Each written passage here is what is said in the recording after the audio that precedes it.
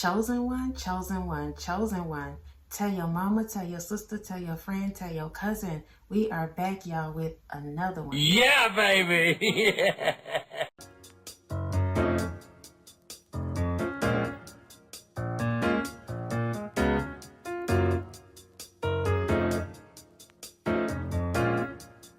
Hey, y'all, hey, y'all, hey. So listen, y'all, I'm going to get straight into the message because I don't want to hold you no longer than I have to. Listen, before I do, though, I want to thank all of you that's been donating into this ministry, all of you that's been leaving your encouraging words, all of you that's just been showing up on this platform, leaving a like, commenting, all of that stuff. I really appreciate y'all, and I love y'all so much. Please know that. So now, y'all, let's get straight into the word. Your obedience is connected to somebody's blessing. Your obedience is connected to somebody's blessing. And so on today, y'all, I want to do a story time, a personal story time of my experience and what I've gone through and my obedience on this walk, in hopes that it's going to encourage somebody else to be obedient to what God is telling you to do. So when I first started this journey, y'all, I went through so much warfare, spiritual warfare. I mean, day in and day out, it seemed like I was going through spiritual warfare. And if anybody know what spiritual warfare is, y'all already know what time it is. So I'm up early in the morning. I'm up late at night. I'm praying for myself. I'm praying for my family. I'm praying for the people that's around me, but yet they are preying on me, praying on my downfall. I'm sitting up. Everybody around me that I thought was going to be rocking with me, they seem to be falling off. They coming against me. The devil himself with his broke down self coming against me. It was so much happening at the beginning of my journey. And I was overwhelmed by it all. And when I get overwhelmed, I start getting styes on my eye. So I started getting styes on my eye because I was going through so much warfare. And yet I'm being called to show up on Facebook. Yet I'm being called to show up on TikTok to encourage people when I myself need to be encouraged. And so I was showing up still, regardless. But this particular day, God was like, child, rest. Rest. Because I was so tired, y'all. I had been warring for real. I was so tired. So he was like, you know what? This day right here, I'm going to let you rest. Go to the mall. Specifically, go to the mall. I was like, cool. I was just so happy to be outside the house. Like, go to the mall. So I started getting dressed. So as I'm getting dressed, he dropped in my spirit some kind of disease. Like, I don't know what it's called, but I wrote it down in my journal. I don't have any of my journals with me. Everything is in Florida. So I wrote it down in my journal, but whatever it was he was telling me about, I Googled it. And when I Googled it, a little boy popped up and his legs looked like, you know how kids are born and they're bow-legged, but the legs are extremely bent. And so sometimes some of these kids have to have surgery. That's how the little boy looked in the picture when I Googled it. So as I'm getting ready, he dropped it in my spirit and he like, I want you to pray for this person. So I'm like, not only now are you saying this is, I have a free day. I thought this was it. Like I'm going out to do whatever. But now you're telling me I need to go and pray for somebody. So y'all, on this journey, I have literally been just me and God. Nobody, I haven't had a mentor. Nobody has taught me anything. So at the beginning of my journey, I had to figure out if it's my voice that I'm hearing, if it's God's voice, if it's the devil's voice. So now I've been in this isolation season. I'm secluded, but I'm still trying to figure out who I am and what the gifts he has given me, right? So as he's telling me, I want you to go and pray for somebody, my heart starts beating fast because I'm like, you've had me in this isolation season. You've literally had me in this house for so long. And now you're telling me to step out and go and pray for a total stranger. You want me to go pray for a total stranger, and I have to trust that what I'm hearing is what you're telling me. And so, y'all, I wrote the information down and I started getting dressed. See, when we go through tests and trials, sometimes God will let us know straight up it's a test, but other times we don't even know it's a test until we come up out of that thing. And we realize then it's a test. But this situation, he told me, listen, I want you to pray for this person. And I was so scared. I was so scared. But y'all, I had been warring so much in the spiritual realm, and I was like, whatever you tell me to do, God, I'll do it, because what I do not want is to be wandering in the wilderness longer than I have to. I want to get out of this. I want to get out of whatever it is you're putting me through. And so whatever you tell me to do, that's what I'm going to do. And so I got dressed. I got in the car, and before I got to the mall, I was like, you know what? I'm going to go get something to eat. And I think I stopped at Tropical Cafe to get something to eat. I placed my order. I sat down. Y'all, I looked over to the left outside the window. It was a little girl and her mother walking across the street. They was coming from Chipotle, walking across the street, going to their car.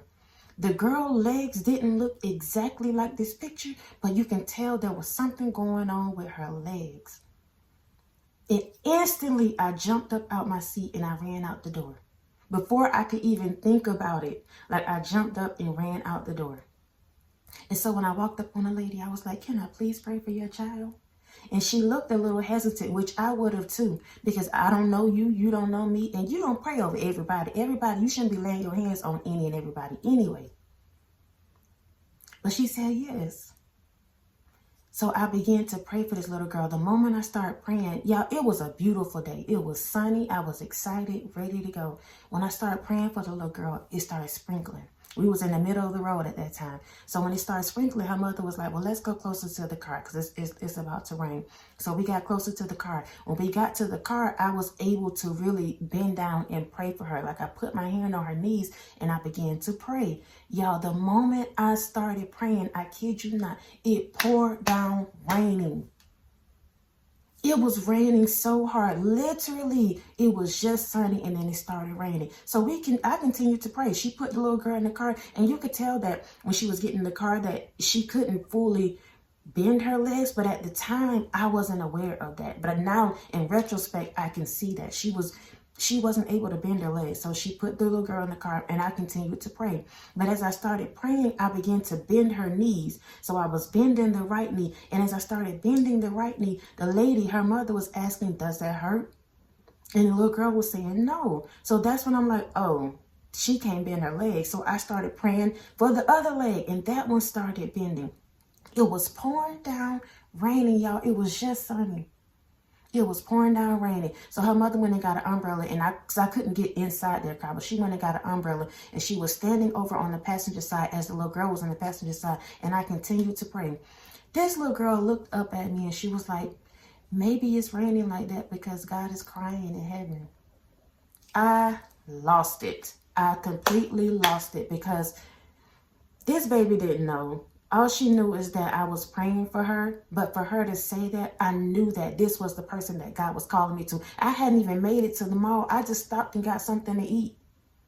But she said, maybe God is crying because, you're doing this, basically. I lost it. So I continued to pray, but it started raining so bad, y'all, that I couldn't finish.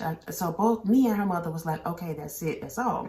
Let me go back into the store. Her mama gave me the umbrella and they left. That was her umbrella, but to this day, I have that umbrella. Not only is it a heavy-duty, nice umbrella, but it's just a reminder of God's goodness, His grace and mercy. Even to this day, I got that umbrella. So I go back into the store, my food sitting on the counter, the people in the store looking at me crazy because I done ran out there praying for this girl. I grab my food and go back outside and go to the car. Y'all, when I get in the car, it instantly stops raining and the sun comes back out. I was in my feelings about that. I'm not even gonna lie. I was in my feelings about that because I thought I was going to the mall. So I'm like, God, if you wanted me to just do this, why you just didn't say that? But it was my obedience. It was my obedience that blessed this little girl. And I think her name was Gabby. I haven't seen these people since. I don't know these people. They left, I left, we went on about our way. I don't even know where she is right now. I wish I could see her to know exactly what was going on with her. All I know is that God told me to pray for this girl. And in my obedience, she was blessed, even if it was just for that moment, even if it was just for her mother's faith to be strengthened in that moment. Sometimes we got parents that's walking around here that got kids that they're praying over. And they're weak. Their faith is weak. And God sends somebody along the way to let you know, I see you, I hear you. In that moment, that little girl, I don't know if her legs could bend after that, but in that moment right there, her legs was functioning just fine. It's in your obedience that others are blessed. It's in your obedience. When God telling you to wake up 2, 3 o'clock in the morning to pray, do that. You don't know what's ahead. You don't know what your day is going to look like. You don't know what he's trying to prevent. Get up and do that. You know you holding bitterness in your heart. You refuse to tell these people, I'm sorry. You refuse to forgive these people. Sometimes when you forgive somebody, it's not for them. It's for you. Picking up your phone, telling somebody I love you. It's in the small details, in the obedience that brings forth blessings, major blessings. You going back to school, you elevating your mind, coming up out of that stagnant situation, relationship, whatever it may be. You are connected to other people. You don't know who's looking at you right now. But because of your obedience, they are blessed. This thing, when we talk about spirituality, when we talk about God, when we talk about a faith walk, it is not just the religious side of it, the church of it. Listen, God is done with that. He wants to know that you'll be obedient. He wants to know that you'll come in relationship with him. He wants to know he can trust you. When you get about God's business, he's going to be about your business. Your business is his business. It's not just about the church. It's about who he has created you to be. Whether it's in the nursing field, whether it's you dancing, whether it's you singing, whether it's you doing hair, nails, whatever it is, you are talented. He gave you that gift for a reason. He want to show you how to operate in that. But it's in your obedience. He got to tear off all this stuff that don't mean you no good. Then he can show you who you are. And when I say that, I'm not saying that he is a God that he just blesses you only because you do this and you do that and you do this. No, sir, no, ma'am. He blesses you because he's just God. But what I'm telling you is that when you come into relationship, when you come into covenant, when you come into agreement with what God is telling you about your life, it comes with peace. The blessings of the Lord addeth no sorrow. And y'all, I'm speaking from experience. This is not, I've arrived and I'm telling you this and this. No, sir, no, ma'am. I'm still becoming. I'm still learning. I'm still growing. I'm still having to make sure I stay connected to the divine and that I'm not listening to my voice and the devil's voice and calling it God's voice. I still got to do that to this day. Never in a million years would I thought that I would be on this platform speaking to you the way I'm doing right now. There was a time in my life where I felt like I didn't know who I was, but I had so many different talents, I didn't know which one to nurture. And so it became like a torture to me. I knew I was supposed to be doing more, but I couldn't figure out which one I was supposed to put my hands on. And now here I am doing something that I did not even know I was capable of doing. But it's in my obedience that others are being blessed. It's in my obedience. It's in your obedience. Even if you can't reach the masses, even if you're not international, baby, you being obedient just to what God is telling you to do right in front of you can bless your family, can bless your small circle, can bless those that are you working with.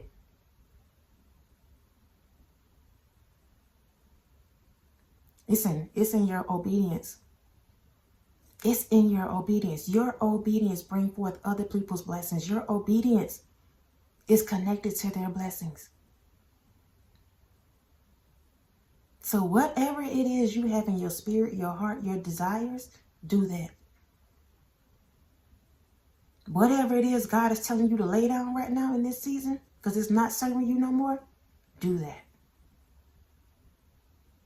If he's telling you to get up a certain time of the hour, if he's telling you don't go this way, don't go that way, he's telling you to don't talk to this person, let that go, do that. It's in the obedience. He's not looking for perfection. It's in your obedience. Somebody's blessing is connected to your obedience.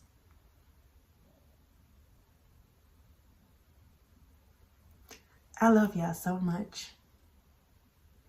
I love y'all so much. God is good. I pray that each and every single one of you that come across this video, that it ministers to your spirit, that it lights fuel to your fire, that you are encouraged and inspired and motivated to do that which God has called you to do. Your calling, your assignment may not look like this. You got your own path and journey. But we all have one. We were all created with a purpose, baby. Get on that. Start chasing that. People talking about chasing the bag. Baby, chase your purpose and the bag gonna chase you. That's for somebody right there. Chase your purpose. Do what God has called you to do, and the bag will chase you.